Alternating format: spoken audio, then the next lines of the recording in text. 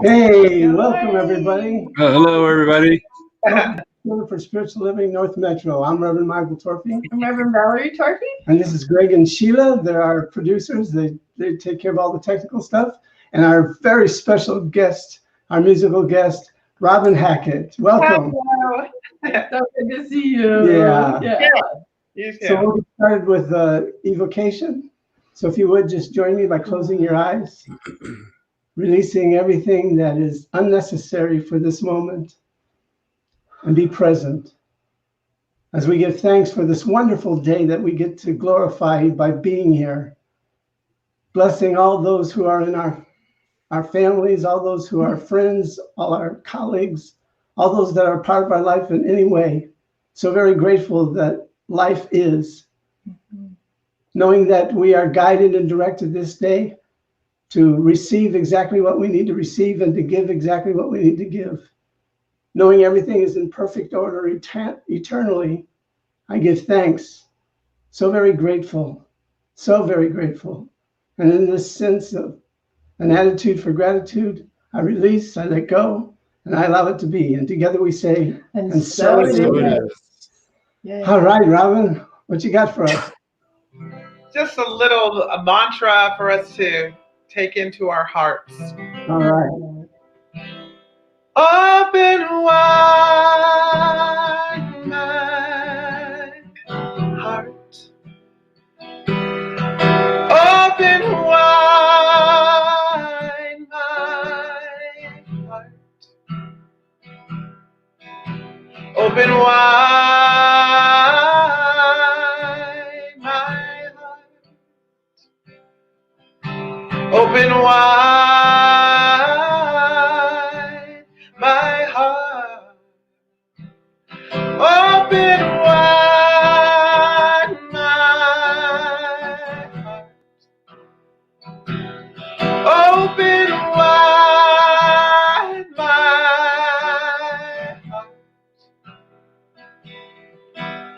heart. Open wide my heart. Open wide my heart. Open wide my heart.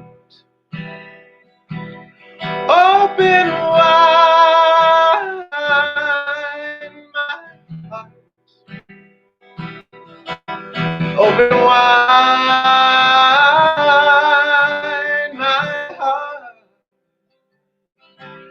Open wide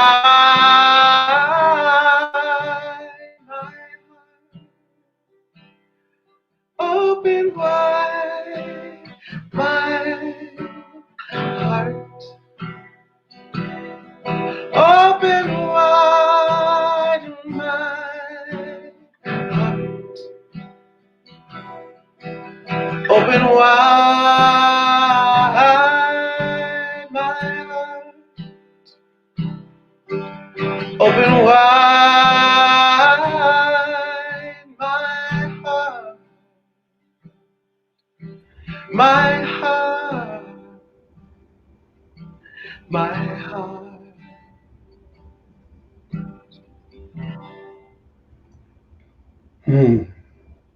Oh, so beautiful. Thank Thank you so much. I That think- was perfect. I think it did the deed. My heart feels good. Yeah, perfect. So thank you. We'll get back to you in a few minutes. We got some announcements to make. Thank you. All right. Okay. So like us and check in on Facebook at CSL North Metro.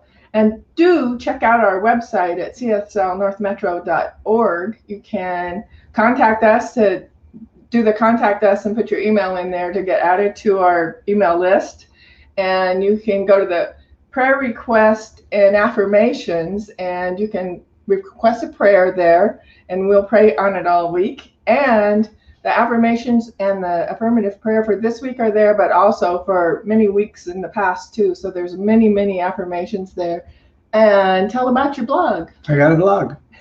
Well, you remember what you wrote about last? No. They're all up there, but he's a really good writer, and I recommend his articles a lot. So Thanks. there's lots of good information out there. Yeah. And You can join our Science of Mind magazine discussion group on Zoom for the first through the third Fridays. And on the fourth Friday, we have a movie and discussion, and that's really fun too. Today's title is Soul Lift. You already met our guest artist, Robin Hackett, and the book we're going to read from today is The Seed of the Soul by Gary Zukov. And Who Over Loved. Who Over Loved, and also Maya Angelou. Oh, yeah. Yeah, because this is the 25th anniversary edition, so there's lots of special stuff in that one. But it's one of my favorite books ever. Mm-hmm. Okay. So, affirmations are Affirmations. Yeah, Affirmations for the week of September 13th, 2020. I live life freely and unapologetically for my magnificence. Every day I celebrate and embrace the sacred divine within all life. mm-hmm. I am strong, whole, and complete in every moment. With every breath, I relax into a sacred flow and rhythm. The growth of my consciousness guides all my experiences. I am always held in the loving embrace of the perfect spirit. And so it is. So it is. And thank you, Steph and Anthony, for those affirmations. Thank you, Greg and wonderful- Sheila. for reading them. You're welcome. All right, take it away. Okay, so I'm reading from The Seed of the Soul by Gary Zukov. When an intention comes from your heart, it brings the energy of your heart into your action and creates experiences for you. When your intention is not from your heart, it brings fear into your action and creates your experiences. You must be aware of what you are feeling and thinking in order to recognize the differences. Your heart is open, accepting, creative, and grounded. It feels good and relaxes you. Fear is impatient, righteous, closed, and defensive. It hurts and cannot tolerate differences. Your heart includes, your fear excludes. Your heart keeps you in touch with the whole. The whole is life. Without your heart to illuminate your travels, they become frightening experiences. Mm-hmm. Mm-hmm. So, it's so interesting. Are you coming back, Robin? Oh. Yeah, she's next. Yeah. Here we go. Isn't it All interesting? right, here we go.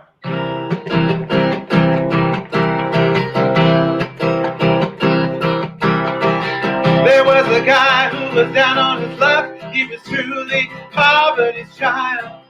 Well, he had no home and he had no poor. He wore a weary smile. Moved out to LA, knocked around for a while, but he was getting nowhere. Then he did this movie and it did real well. Now he's a billionaire. And I said, life, oh, life is a curious thing. And I said, life, oh, life is a curious thing. I knew a man, he could paint the town red, had a college degree in fun. Till the doorbell rang and his long-lost friend said, this little boy is your son. Gave him a suitcase and a bear, left him in a cloud of dust. Now he is checking out schools and driving carpools, learning to adjust. He said, life, oh, life is a curious thing. He said, life, oh, life is a curious thing. Well, I know that it can be demanding, and I know that it can be unkind, and I don't really understand it, but Lord sure knows I tried. And I said, life, oh, life is a curious thing. And I said, life, oh, life is a curious thing. Well, let me tell you about the girl I knew, a country girl back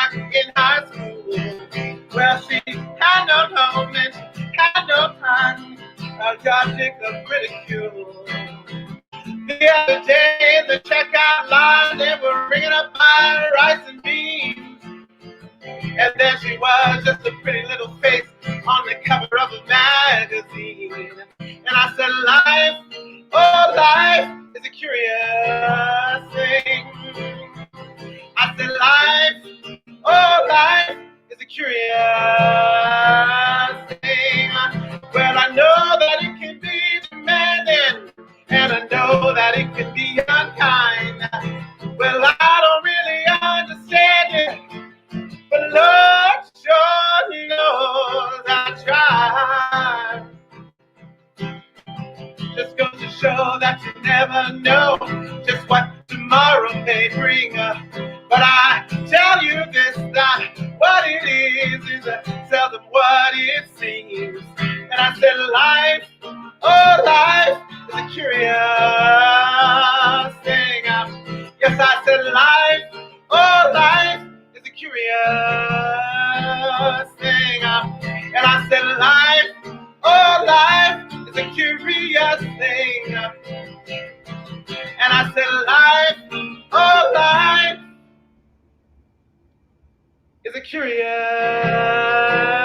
thing, yeah.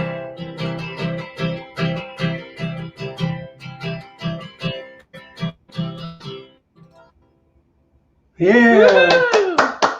Awesome. Who wrote that song? Amy Grant. Oh, nice.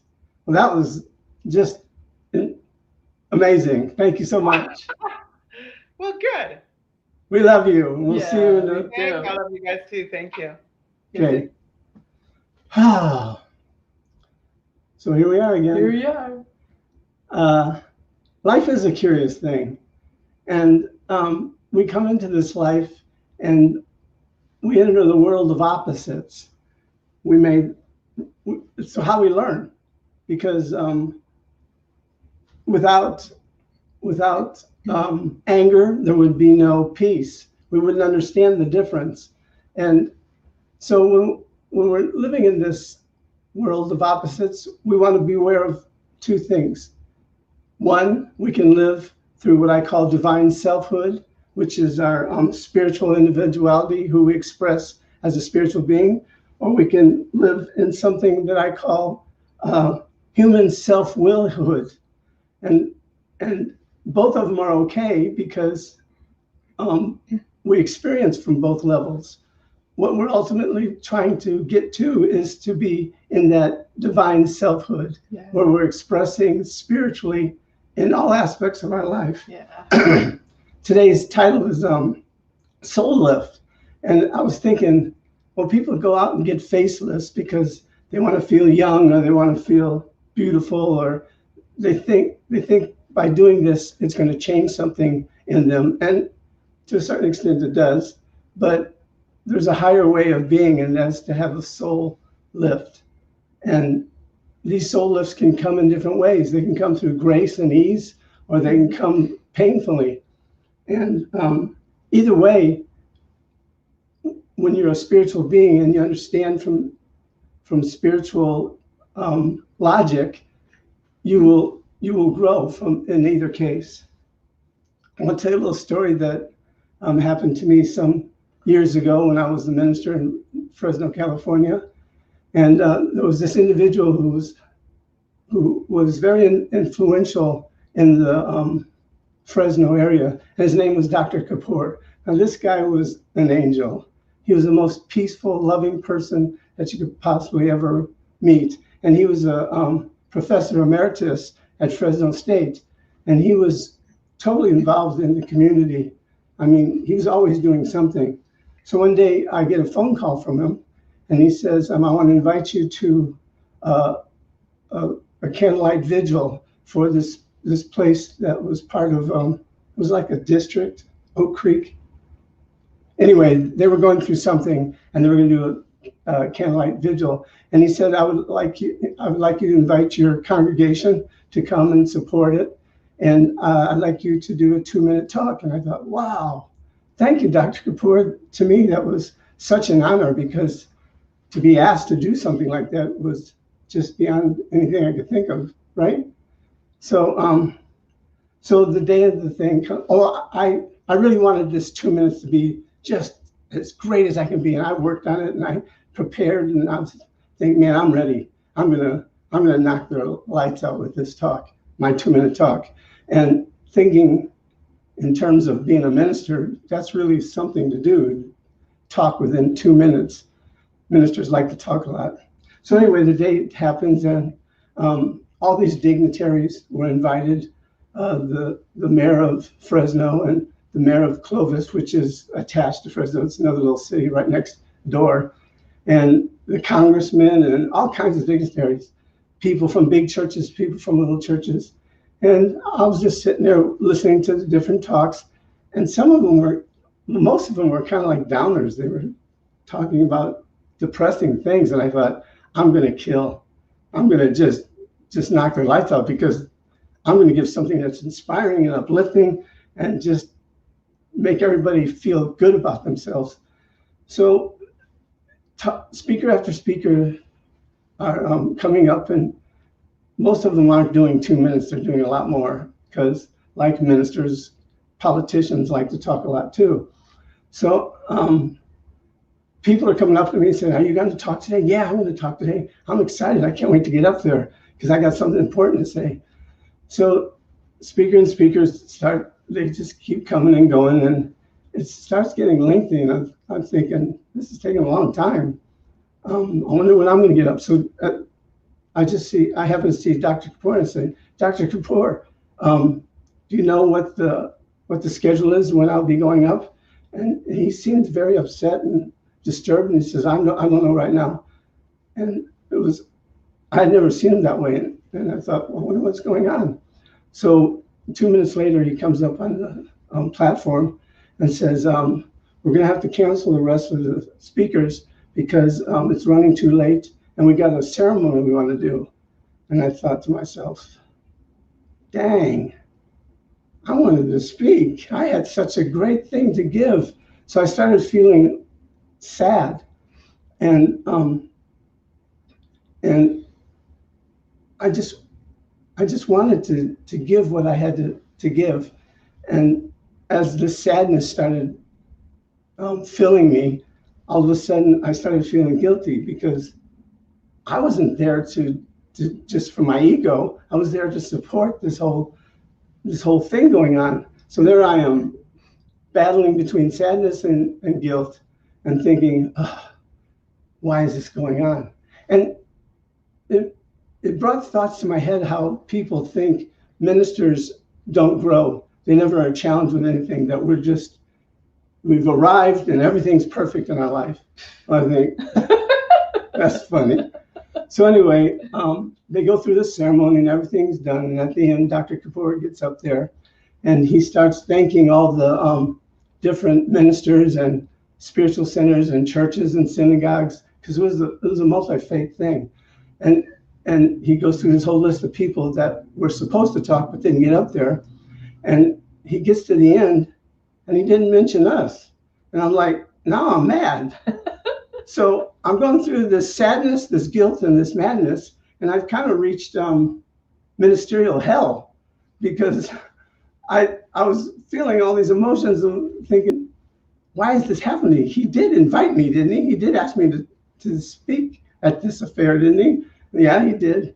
So I thought, oh, I gotta go. So I went home, and it was during the Olympics. I went home, watched some Olympics, and we had dinner, and it still was just sitting with me, going from guilt to sadness to anger. And I thought, well, I just needed to go to bed. So went to bed and couldn't sleep. I just couldn't. It just kept going through me, going through all these sadness. Just couldn't sleep. So I decided I would pray myself to sleep. And in the prayer, I don't think I got to the third stage. I only went through the first two stages, which is God is, I am. And it was okay. And I went to sleep. I woke up the next day and I felt good. So I had breakfast, and after breakfast, I get this phone call, and it's Dr. Kapoor. I say, hey, Dr. Kapoor, how you doing? He goes, I just had the worst night. I couldn't sleep. I was feeling so bad. I just was so upset that I didn't mention you at this affair. And I said, oh, that's okay, Dr. Kapoor. He goes, no, that's not okay. I should have mentioned you. I should have recognized you. I said, well, things happen. And I said, I love you, Dr. Kapoor. You can't do any wrong in my opinion. So just know that it's all right. And he goes, and I love you too. And he goes, I never met anybody so forgiving in my life. And I said, well, that's who I am. You're loving, I'm loving, and it's all good. So thinking back on that, I realized that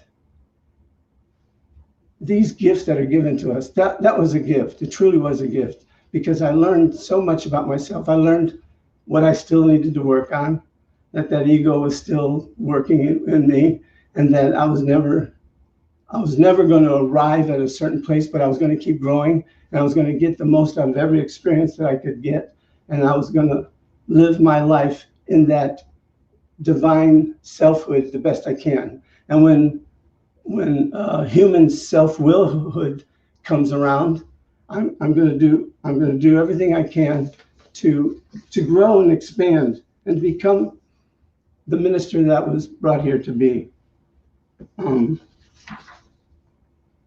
It's clear to me that was a great example of an opportunity to grow.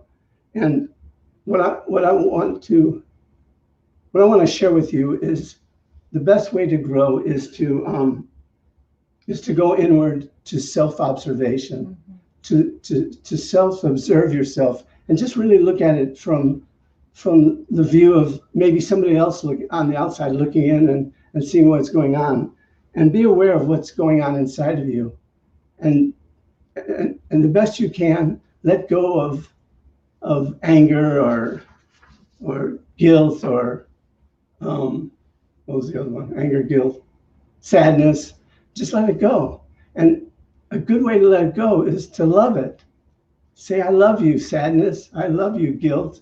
I love you, anger.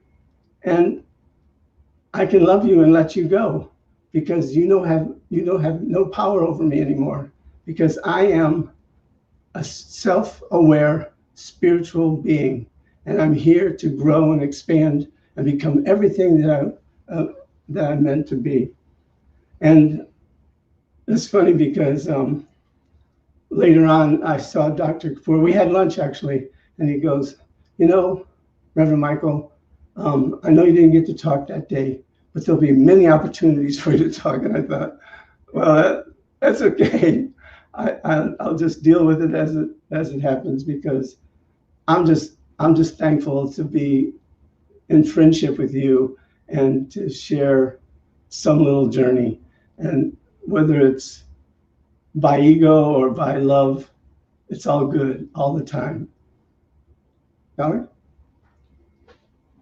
So, I remember that day. Yeah. I got over it a lot faster than you, because it didn't impact me at all, other than, oh my gosh, we stood there forever. We did. Yeah. And when guilt happens, it sometimes lingers a long time. Yeah. And because of the work we do in ourselves, it shortens it. It used to be that it would linger until I forgot what I was feeling guilty about, and then it wasn't there anymore. Well, it's okay to be disappointed. Yeah. And and it's interesting the journey that you went through with all of those feelings, and recognizing the feelings, and recognizing that you didn't want them to lodge and stay. Right. Because when we let them lodge in there, especially the anger, and that we start acting in ways that don't serve us or anybody else. So I think the soul knows what it came here to heal. Mm-hmm. And what Gary Zukav said about that is, when the personality comes fully to serve the energy of its soul, that is authentic empowerment. Mm-hmm. So that's what happened, is you went through the stuff that you went through to just really being authentically empowered, because you got the message that your soul is so much more than the personality, that that went through the stuff. Right. So, and I think the most important part, and I think the reading talked about it really well, but I think you talked about it too, is like our heart knows. The heart knows when we're on the right path and when we're not on the right path, because we can just feel our feelings and say, I mean, when everything's going really well and then you're feeling really happy, but let's say I got really upset with somebody because they did something I didn't like, or I thought I needed to control something that I didn't get to control, or whatever it is. It's like they're all small things, but I can feel that too in my heart, and I don't feel very good, and it doesn't explain what that feels like when it's just, that's not your happy heart. It's like a weight. It's like this huge weight, and it seems like it's keeping it from beating. It's keeping it from expressing what it's there to express, and that's the divine flow of the blood moving through your body, and the divine flow of you moving through life. It's the same thing, and the heart feels it. And so we'll talk about the journey from your head to the heart just for a minute. Well, there's nothing to really talk about. Well, I just think of it in terms, it's the longest journey that you can take, because it seems sometimes that moving from your mind into your heart, or your heart to your mind, takes forever. Like the journey I took on that particular day could have took forever if I hadn't done the work and practiced what I know is my practice to get through it. Anything that may upset me or may get me off center. Mm-hmm. So in the Science of Mind magazine, Ernest Holmes says that we're surrounded by and immersed in and flowing through a creative something. And so always we're connected to that spirit. We're connected to our source. We're connected to the everythingness. And sometimes we let our head get stuck on, it should have been this way, or it should have been that way, or I should have been able to control this, or I should have been able to do that thing. Or I can remember a time a long time ago when my former husband and I were buying a house. I think we were actually living in the house, and we hadn't closed yet. And something happened that caused us to think maybe we weren't going to close. And I can just remember like having a really, really long night of worry. And then everything was fine the next day. And I remember that thinking about, and we talk about this often, how often we spend our time in worry and how unproductive that is, because the thing either happens or the thing doesn't happen. And that night of not sleeping in worry changed things not at all. Well, it could have, because we manifest things. So I could have actually in the worry and I could have actually manifested something, and then I'd be like, oh yeah, I was right to worry. But no, that's not how it goes. We're not ever right to worry. What do you say about worry? It's like paying interest on a loan that you don't have. And so we can see beyond our senses. You know, like the personality or the human part of us has 5 senses, and that's how we make most of our decisions. Is, can we touch it? Can we feel it? Can we think it? And yet there's so much more beyond those senses, that we have our intuition, we have the feelings of our heart to drive us, we have that, well, I think that's intuition, that just knowing when something's right and when it isn't, and that just beginning to understand that we follow it, whether it makes any sense or it doesn't make any sense, we follow it. I can remember one time we're backing out of the driveway, I don't remember where we were, and I got this feeling like I needed to go check the door. And I was pretty sure it was locked, but I had this feeling like I needed to go check the door. And so Reverend Michael stopped the car and I said, you know, it's probably okay. And he's like, you know, if you have this feeling, you need to go check the door. Because why? Because we always follow our intuition, Right. whether it seems to make any sense or whether it doesn't seem to make sense. And Well, it's always, am I going to practice this or am I not going to practice this? Because sometimes it's just about you listening and taking action from what you're being told, what you're being guided to do. So the door was locked, and that's okay, but you had the opportunity to practice, right. to follow. So it's always about us learning and growing and expanding. And then another time it wasn't, so you never know. Right. So also our intentions are really an important part of our growth. It's like if we have an intention to be kind and to be loving and to do things that way, then when we're not following that intention, we know that too. So the intentions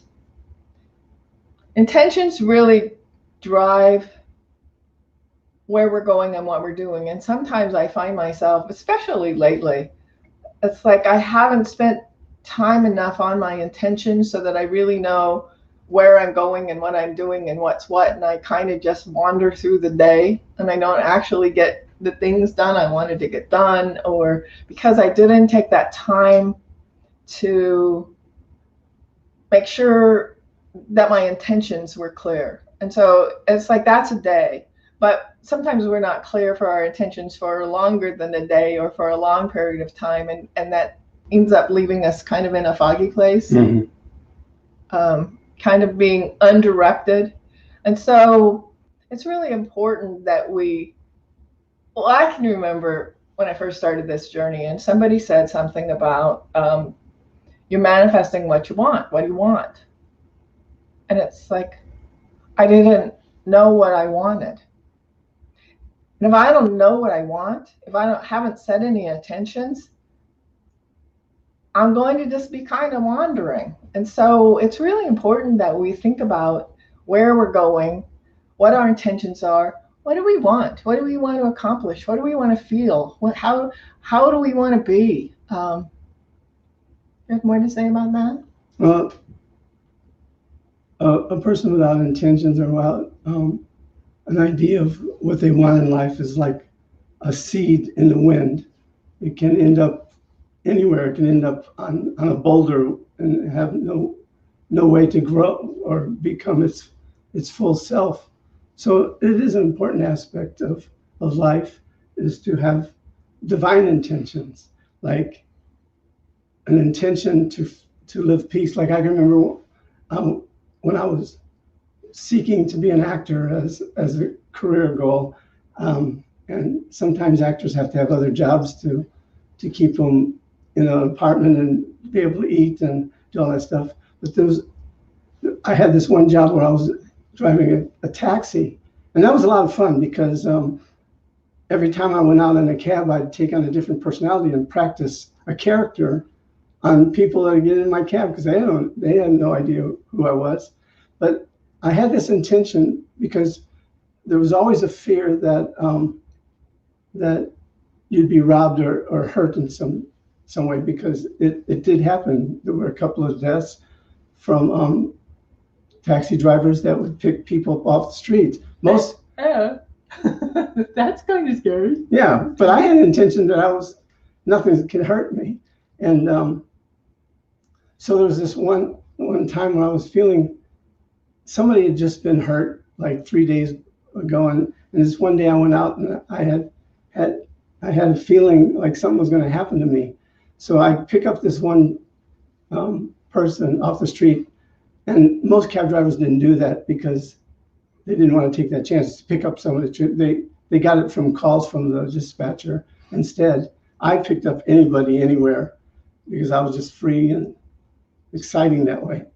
So I pick up this one guy, and he gets in the cab, and there was something ominous about him.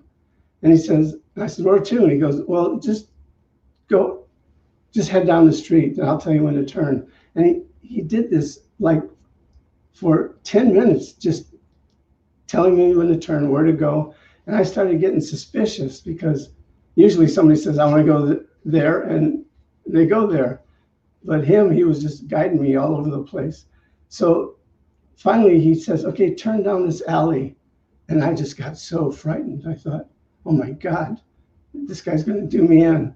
And so I turned down the alley and I pull over and I turn off the meter, and we sit there for what seemed like hours, but it was probably just a few minutes. And I thought, okay, this is it. This is the end of my journey. And he says, what do I owe you? And quickly I thought, you don't owe me anything. It's on me. It's okay. And he goes, really? I say, yeah. He goes, oh, okay, if that's what you wanted. So he gets out and he walks over to this door, unlocks the door, and walks into place. And in that moment, I realized he didn't have any intention to hurt me. For some reason, he may have not just known the address, but knew how to get there.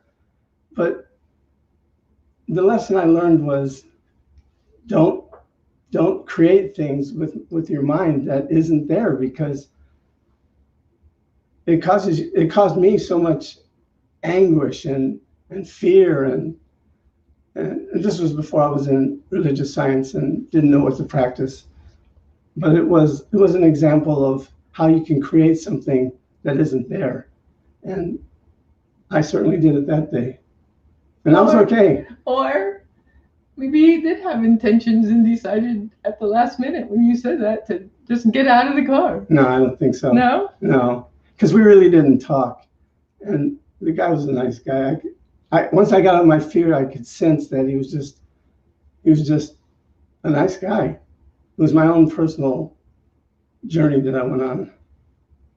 So I want to talk a little bit about non-judgment too. We talk about this in terms of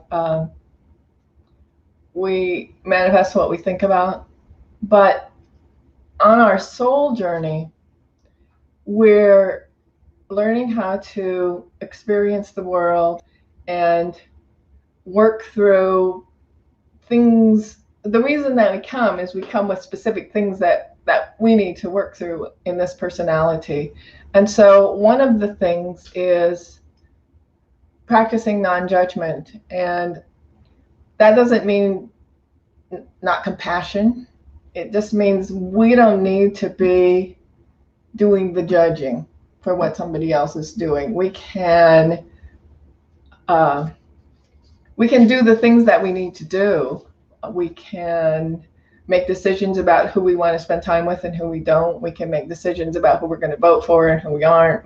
There are all kinds of decisions that we can make, but we don't have to tie our emotions and our energy and our thoughts into making somebody bad or wrong or dangerous. Yeah. And so I think that's been a journey for me, because it's like I have a tendency I mostly don't do it anymore. I hope I mostly don't do it anymore.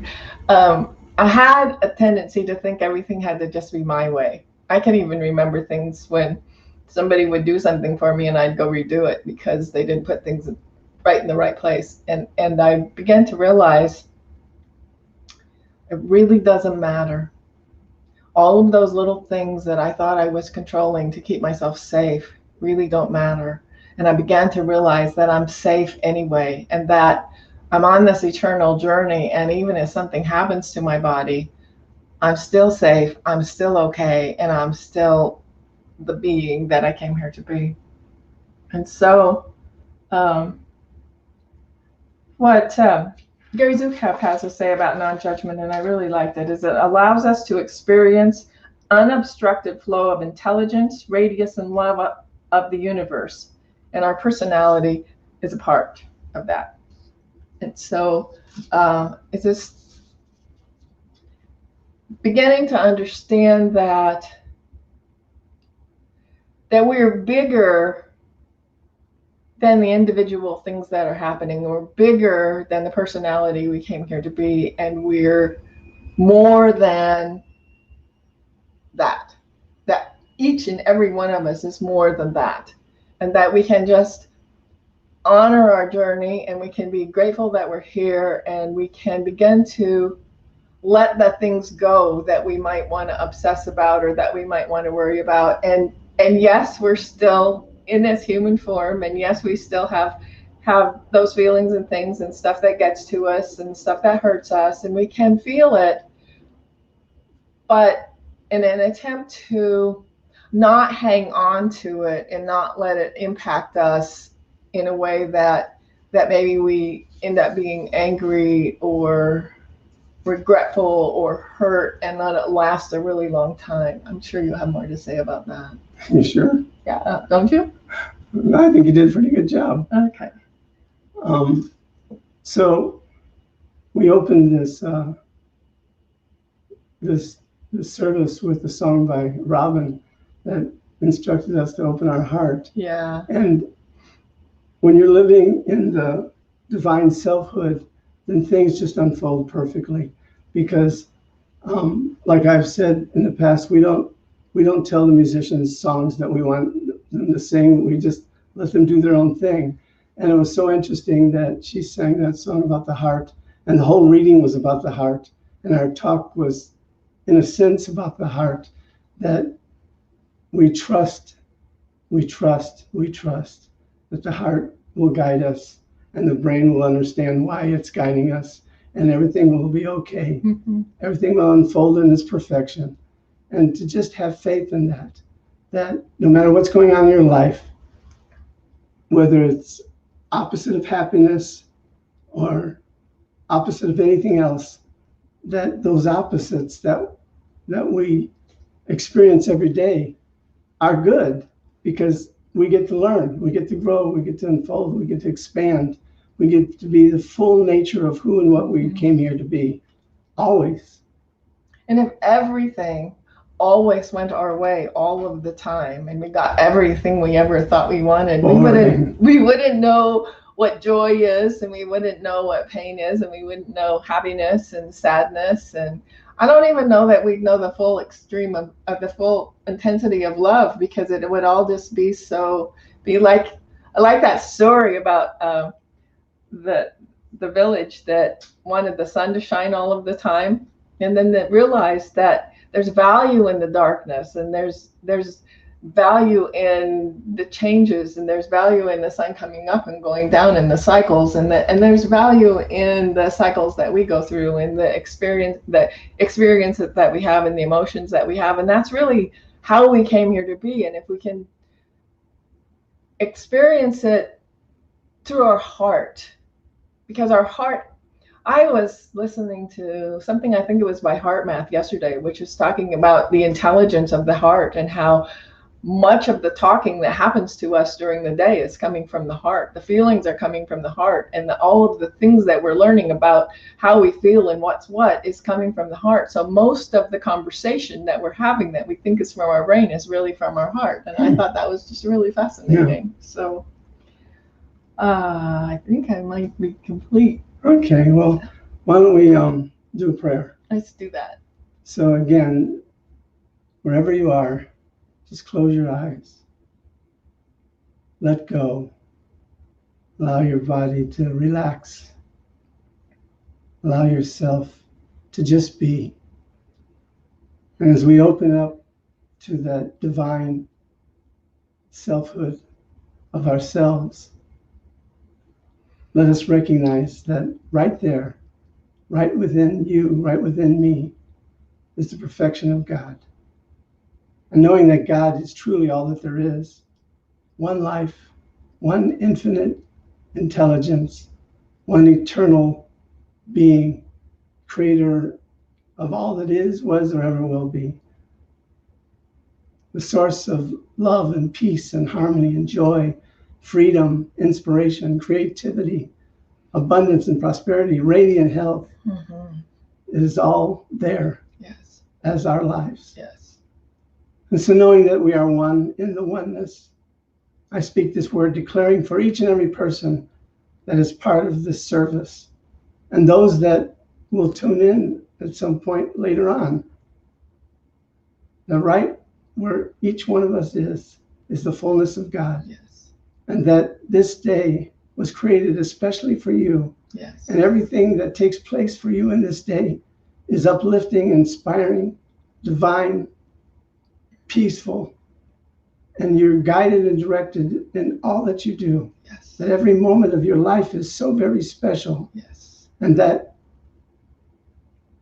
those that are part of your life, your family, your friends, your those that may cause you some inconvenience or hurt, there's only one thing going on. And as you let go and let God, all falls into its perfect place. I surround each person on this planet with light and love. Yes. No matter what they're going through, no matter what pain they may be feeling, no matter what conflicts they may be experiencing, that right where each person is, the divine is in all its splendor and glory. I surround our country in light and love, Yes. knowing that as we move towards the next election, that the perfect individual to help us come back together as one, to help us be no longer divided, becomes the leader of our country. I know that the good that God is surrounds each and every one of us. The good that God is directs us, sustains us, maintains us, and we're forever moving in the direction of our highest good. And I pass to Valerie. Thank you. So in an attitude of gratitude, I just give thanks for this word, for this day, for this time together, for understanding that we are one with the one with God, one with each other, one with all that is, that our life is unfolding perfectly, that we are here to learn and grow. Mm-hmm. And I am just so grateful. Grateful to know that this word is complete in the mind of God. Grateful to know that it is already manifesting into form. Grateful to know that right where we are, God is all of the time. And so in absolute gratitude for knowing that this word is done, I release it into the spirit of love. I release it into the action of the law, absolutely knowing it is done, expecting its manifestation into form. And together we say, and so it is, as we release it into the love and law. Hallelujah. Ashe and amen. And woohoo. So on that note, here's the wonderful, the magnificent Robin Hackett. You guys, thank you for that talk. That was wonderful. Thank you. Yeah, I'm having a challenging time in my life right now. And so that was really perfect. That was so perfect. Thank you. I reminded Greg that I changed my song, so I'm singing I Remember right now. So. I remember who I am. I remember the light inside of me. I remember what I am. I remember the spirit in me. I remember. I remember. I remember.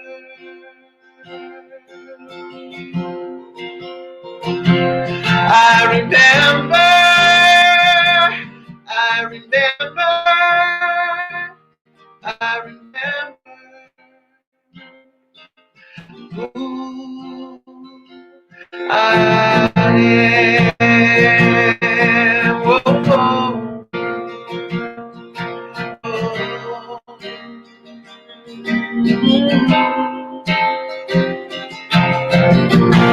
I am grateful for what I am.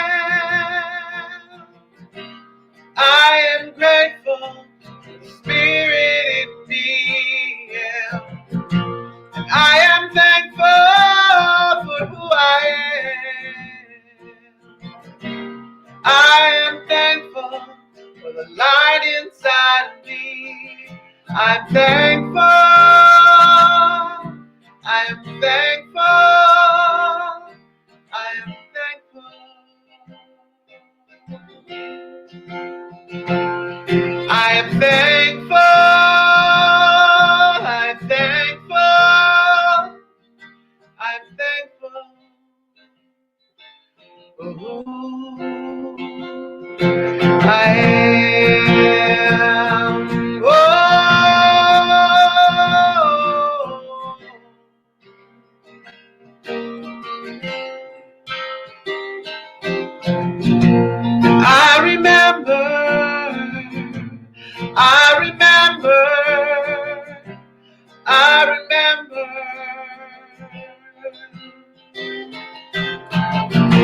Do you remember? Do you remember? Do you remember? Remember, remember, remember.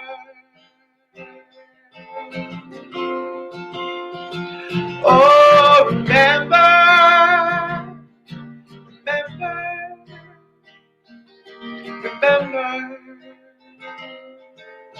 Who you are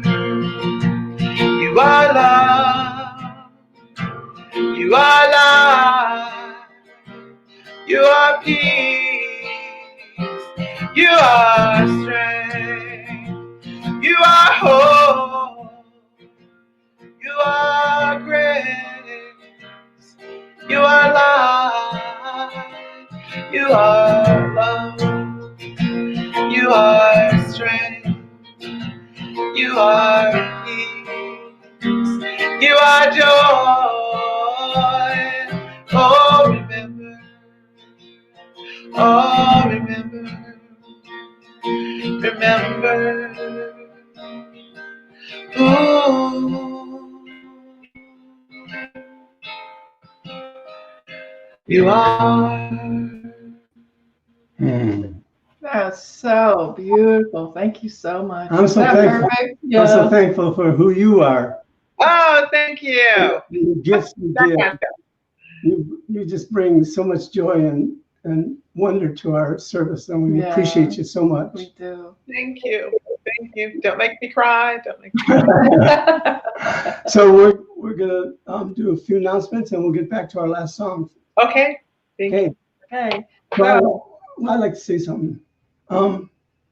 When you're giving this day, and Valerie's going to give you all the information how to give, think of it in terms of that there's a divine idea that wants to express itself as the Center for Spiritual Living North Metro. There's a vision of what it can be, and that is a place where we can go that's outside of our home, but our own place to go, and a place where there's children and elders and all kinds of people from all different directions with all different love in their hearts, people of all cultures, of all races, of all every kind of person it is. And that's the vision that we're holding. And as you give, know that you're supporting that. And don't give just out of obligation. Give from your heart because you believe in what we're doing here and you want to support it. So if you're not feeling like that's something you want to do, that's okay too. But we're asking you to just think of what you're contributing to this new budding spiritual center that wants to grow and expand and become its divine self. Yes. Okay, Valerie? Yes. And so the easiest way to give is to go to our website, cslnorthmetro.org, and there's a couple different ways you can give there. If you like to give with Venmo, the QR code is right there, or you can Venmo at CSL North Metro. Or if you like to text to give, you text YUGIVE, you give, why you give, to 888-364-GIVE. So that's the ways you give. So this is for all the donations that we got last week. We got some on PayPal and we got other ones. And so so this is a symbol of your giving. right. So Bless it. Yeah, just take your palms and shine it towards your computer or however you're watching it, your phone, and just repeat after me. Thank you, Spirit. Thank you, Spirit. Thank you for my life. Thank you for my life. Thank you for this service. Thank you for this service. Thank you for the Center for Spiritual North Metro. Thank you for the Center for Spiritual Living North Metro. We give in grace. We give in grace. We give in gratitude. We give in gratitude. Knowing our gifts goes out and blesses everyone. Knowing our gifts go out and bless everyone. And this planet. And the planet. And so much more. And so much more. And return multiplied. And return multiplied. For this and so much more. For this and so much more. I'm eternally grateful. I'm eternally grateful. And so it is. And so it is. Thank Amen. you. Ashe. Ashe, And so it is. and Robin Hackett. Yay! Okay. Today I saw the sun. I stood out in the rain and watched the eagle fly again.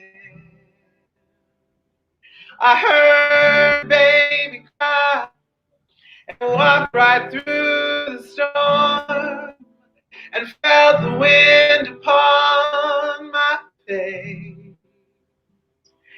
And all the while I could not help but see the life that lives and breathes in you and me. And I'm peaceful, and I'm grateful, yes, and I'm thankful, oh Lord, yes I am, and I'm hopeful, yes, and I am so full, and I'm thankful, I am so peaceful, yes, I'm grateful, I'm thankful, oh, yes I am, I'm hopeful, yes, and I'm so full, and I'm thankful, oh, I am,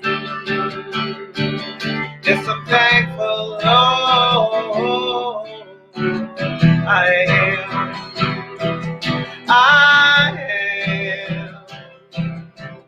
I am so grateful, so peaceful, yes I am, yes I am, oh, so thankful, yes, so peaceful, yes, so grateful, so grateful.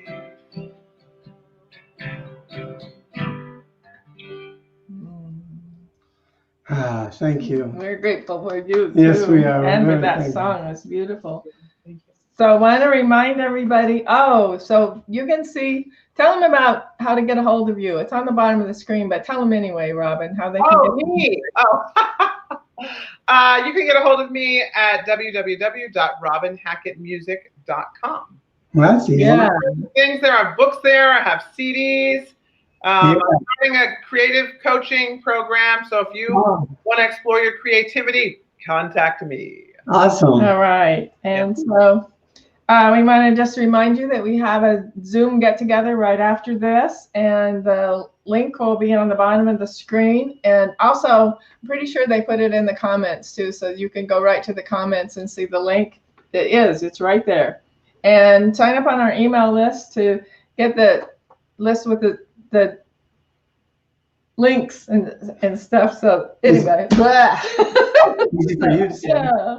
So why did you, Benedict? My tongue's been upside We down. want to thank Greg Kuda once again for Yes. the dedication and constant presence, helping us do this Sunday service. We're so thankful for you and love you so much. Yes. You're very welcome. And again, thank you to Robin. We So like close being your here. eyes. Yeah, we love having you. Yeah, we do. So close your eyes and move to that place of thanksgiving. And that's all really is needed in your every moment life, to be thankful, to be alive, to be aware, to be awake, and to live a life of glorious splendor. I surround each and every person tuned in to this or in checking into our website, and everyone who is part of our spiritual center, so very grateful. I surround you with light and love, knowing everything's in perfect order. I let go, let God, and allow it to be, and so it is. So it is. So it is. See you next week. Bye, everyone. Thank Have you a for- wonderful week. Thanks for tuning in. Thank you. Bye. Bye. Bye-bye. Bye.